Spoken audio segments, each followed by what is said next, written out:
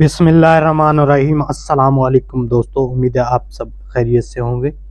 दोस्तों आज मैं बना रहा हूँ मटन पुलाव। बहुत ही इजी है बनाने में। तो पहली बार मेरे यूट्यूब चैनल में आए तो प्लीज़ सब्सक्राइब करें, लाइक करें, बेल आइकन को प्रेस करें कि हर आने वाली वीडियो आप तक जल्दी पहुँच जाए। तो अभी मैं बनाना शुरू करता हूँ। तो मटन पुलाव बनाने के लिए यह मैं चावल भिगो रहा हूँ। सेला राइस है। यह सेला राइस मेरे पास ये 5 किलो का थैला है, तो मैंने 4 किलो चावल भिगोने हैं। 4 से 5 घंटा पहले मैंने चावलों को भिगो देना है, क्योंकि सेला राइस को आप जितना भिगोएंगे इतने चावल अच्छे बनेंगे। अगर आप बासमती चावल भिगो रहे हैं तो उसको आपने 1 घंटा भिगोना है, ज़्यादा नहीं भिगाना है। अगर ज़्यादा भिगोएंगे तो वो गल जाएंगे। पुलाव का मसाला बनाने के लिए यहाँ रखा है मैंने पतीला गर्म होने के लिए। उसमें 1 किलो मैं कुकिंग ऑयल शामिल कर रहा हूँ। अब ऑयल गर्म हो चुका है, उसमें मैं बारीक कटी हुई प्याज 1 किलो शामिल कर रहा हूँ। और प्याज को मैंने हल्का सा फ्राई करना है, उसके बाद गरम मसाले शामिल करने हैं। यह है गरम मसाले। तो 5 दाने तेज़पत्ता, 6 दाने ये बादामी फूल, 5 बड़ी इलायची, 1 फूल ये मेरे पास जावित्री, 1 चम्मच लौंग, 7 दाने ये दालचीनी, 1 चम्मच साबुत काली मिर्ची, 2 चम्मच साबुत ज़ीरा, 1 दाना मैंने जायफल का लिया था, उसका मैंने ये बारीक बारीक कूट लिया था। 2 चम्मच साबुत धनिया मैंने शामिल किया। प्याज के साथ गरम मसालों की भी अच्छी भुनाई हो जाएगी। आप गरम मसाला हमेशा ऑयल में शामिल करें।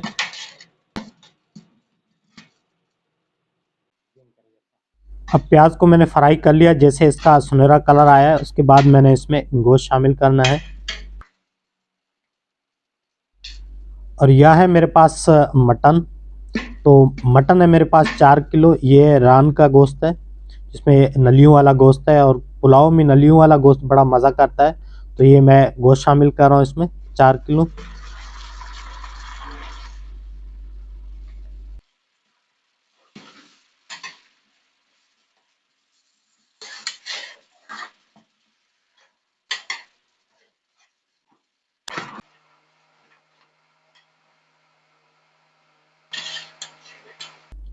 4 चम्मच मैं इसमें नमक शामिल कर रहा हूँ।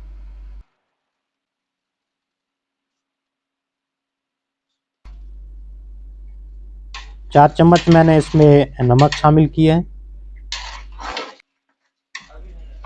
काली मिर्ची पाउडर मैं इसमें 3 चम्मच शामिल कर रहा हूँ।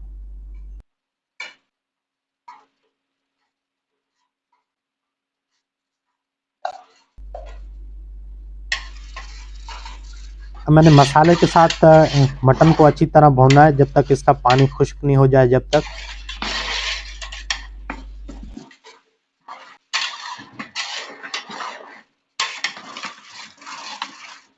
गोश्त का पानी अभी खुश्क हो गया।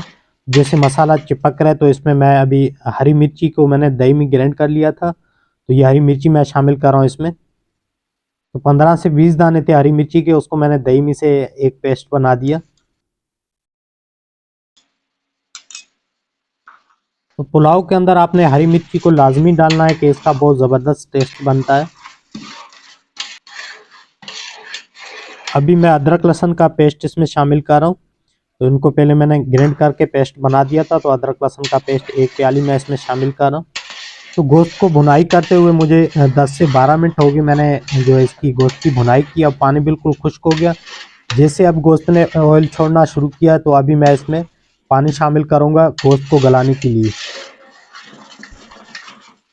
तो यह मसाले की मैंने अच्छी तरह भुनाई कर ली, आप देख सकते हैं। तकरीबन गोश्त की यह भुनाई मैंने 10 से 12 मिनट की है। अभी इसमें गोश्त को गलाने के लिए मैं इसमें पानी शामिल कर रहा हूँ 1.5 किलो।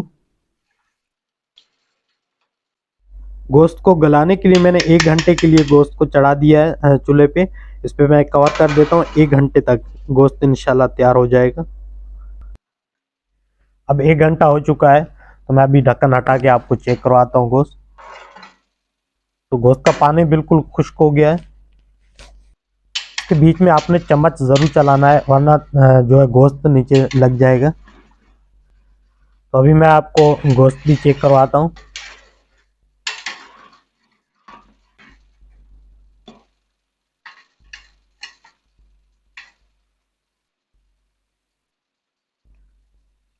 تو گوشت گل گیا ماشاءاللہ، تو آپ دیکھ سکتے ہیں۔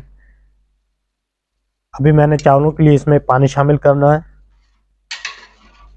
4 کلو میرے پاس سیلا رائس تھے، اس میں 4 کلو پانی شامل کر رہا ہوں۔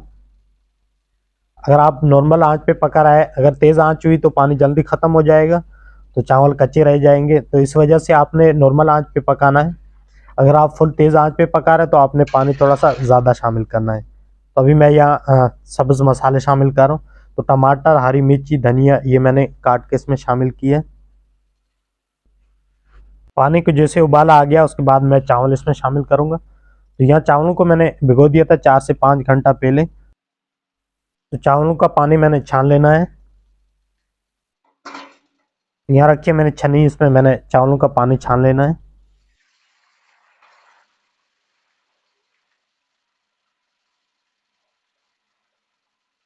تو اپنے چاولوں کا پانی بالکل نکال دینا ہے۔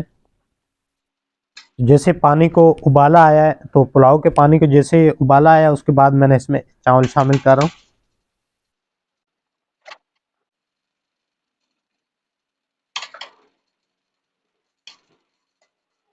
تو جیسے پانی تھوڑا خشک ہو گیا اس کے بعد میں ابھی اس میں نمک چیک کروں گا۔ تو آپ نے لاسٹ میں نمک چیک ضرور کرنا ہے۔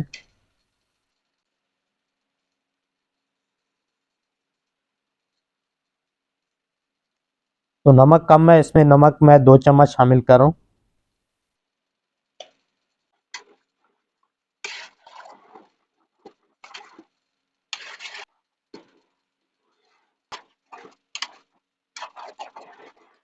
ابھی چاولوں کا پانی خشک ہو گیا ہے، تو میں ابھی آپ کو چاول چیک کرواتا ہوں۔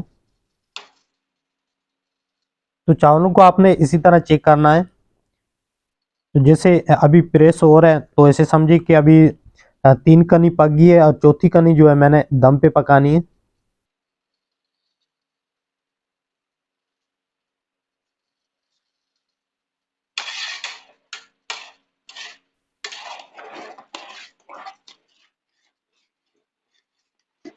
تو آپ نے بالکل پانی کو خشک نہیں کرنا ہے۔ جب 3 کنی پہ آپ اگر دم پہ لگا رہے تو پانی کو بالکل آپ خشک نہیں کریں۔ اگر آپ نے چوتھی کنی یہاں پر پکا دی ہے تو آپ نے پانی بالکل خشک کرنا ہے۔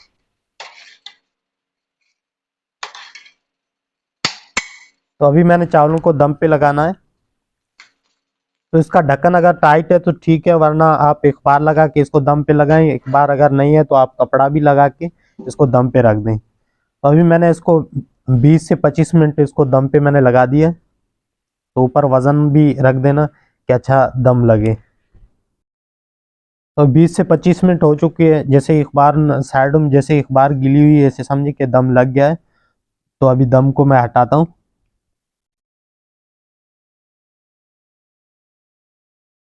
تو چاول یہاں ماشاءاللہ بالکل ریڈی ہے، میں آپ کو چیک کرواتا ہوں۔ تو بڑی بڑی شادیوں میں بھی اسی طرح ہی پلاؤ بنتا ہے مٹن کا۔ تو امید کرتا ہوں آپ کو ریسپی پسند آئی ہوگی۔ بہت ہی آسان طریقے سے میں نے آپ کو سکھایا ہے، اور اس میں کوئی یہ نہیں ہے کہ آپ نے ایک پتیلے میں ڈالا، دوسرے میں ڈالا گوشت گلانے کے لیے، تو ایک ہی پتیلے میں نے ٹیپس بتایا آپ کو، تو اسی طرح بنانے میں بہت ہی آسان رہتا ہے۔ تو ابھی میں ڈش آؤٹ کرتا ہوں۔ بسم اللہ۔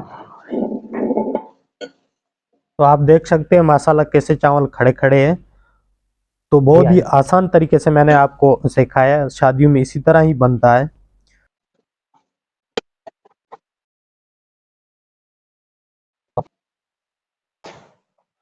امید کرتا ہوں مٹن پلاؤ کی ریسپی آپ کو اچھی لگی ہوگی۔ تو پہلی بار میرے یوٹیوب چینل میں آئے تو پلیز سبسکرائب کریں، لائک کریں، بیل آئیکن کو پریس کریں کہ ہر آنے والی ویڈیو آپ تک جلدی پہنچ جائے۔ تو پھر ملتے ہیں انشاءاللہ نیکسٹ ویڈیو کے ساتھ۔